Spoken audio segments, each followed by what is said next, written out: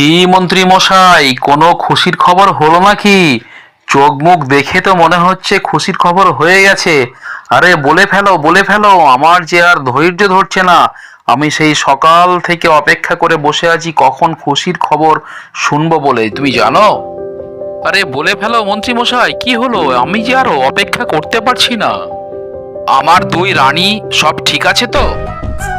হ্যাঁ রাজা মশাই, অত্যন্ত খুশির খবর আছে। দুই রানীমাই একসাথে সন্তান প্রসব করেছেন। বড় রানী কন্যা সন্তানের জন্ম দিয়েছে, ছোট রানী পুত্র সন্তানের জন্ম দিয়েছে। উভয় বাচ্চাই ঠিক আছে, দুই রানীমাও ঠিক আছে। দূর করে দাও মহামন্ত্রী, একেবারে ওই বড় রানীকে নদীর জলে ভাসিয়ে দাও, ওর কন্যা সন্তানকে। এটাই আমার আদেশ, জেনে রাখবে।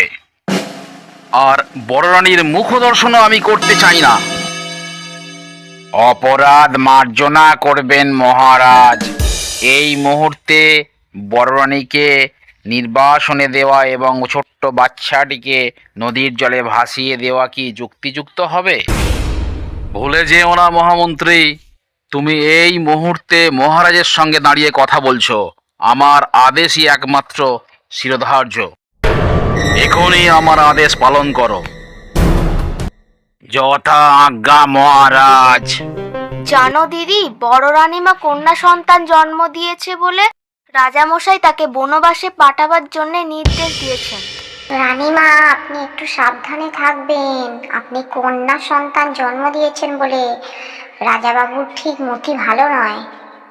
বন্ধুরা, তারপরে দুই রানী তাদের নিজ নিজ সদ্যজাত সন্তানদের যত্ন করতে ব্যস্ত থাকে।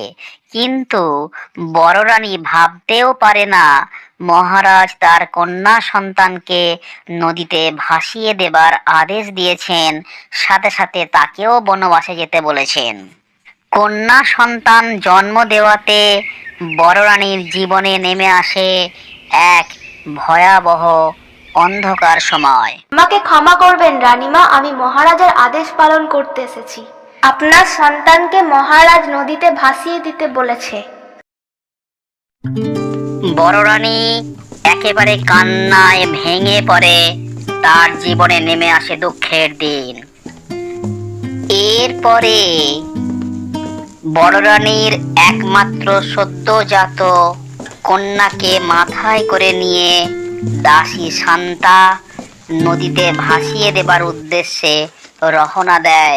দাসী শান্তা গুটি গুটি পায়ে নদীর দিকে চলে যায় বড় রানীর একমাত্র কন্যা সন্তানকে মাথায় করে নিয়ে নদীতে ভাসিয়ে দেবার জন্য। সে গুটি গুটি পায়ে মহারাজের আদেশ পালন করার জন্য এগিয়ে যায় নদীর দিকে এবং অবশেষে সদ্যজাত কন্যা সন্তানটিকে ভাসিয়ে দেবার জন্য প্রস্তুত হয় এবং কন্যা সন্তানটিকে ভাসিয়ে দেওয়া হয়। সে নদীর জলের মধ্যে ভাসতে ভাসতে ক্রমশ দূরে চলে যায়। অবাক দৃষ্টিতে দাসী শান্তা ভাসমান কন্যা শিশুটির দিকে তাকিয়ে থাকে।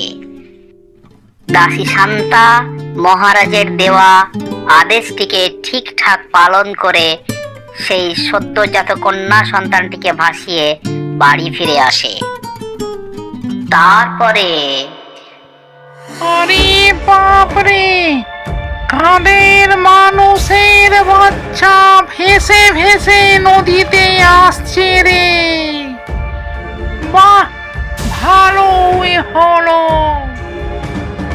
একে নিয়ে মানুষ করা যাবে।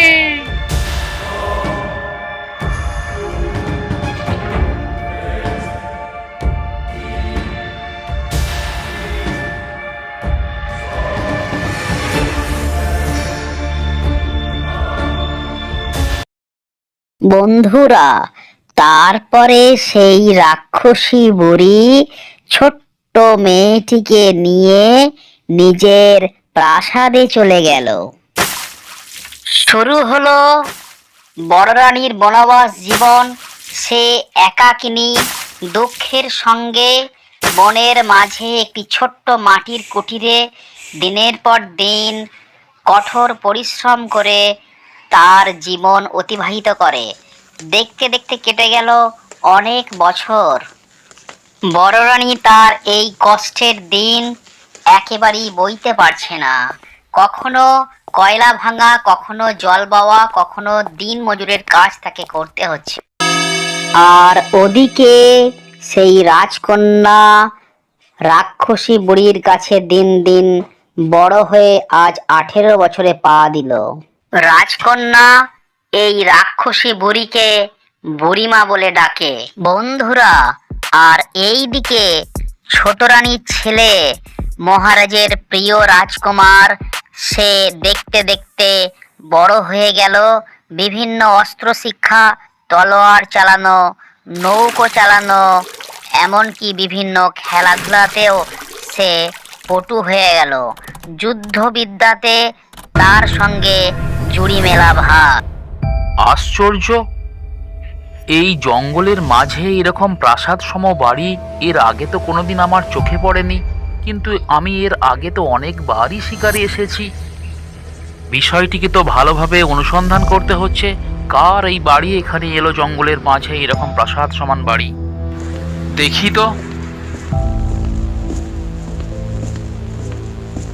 কেউ আছেন? দরজা তো খোলা দেখছি।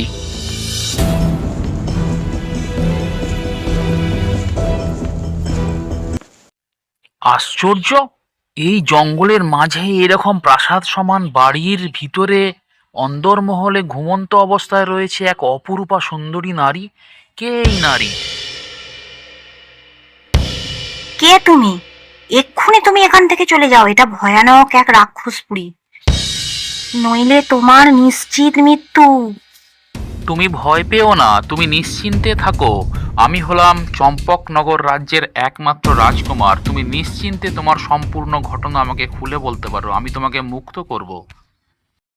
বন্ধুরা, পরের অংশ দেখার জন্য আমাদের এই ছোট্ট চ্যানেলটিকে প্লিজ সাবস্ক্রাইব করো, বেশি বেশি করে বন্ধুদের মধ্যে শেয়ার করো এবং লাইক করো।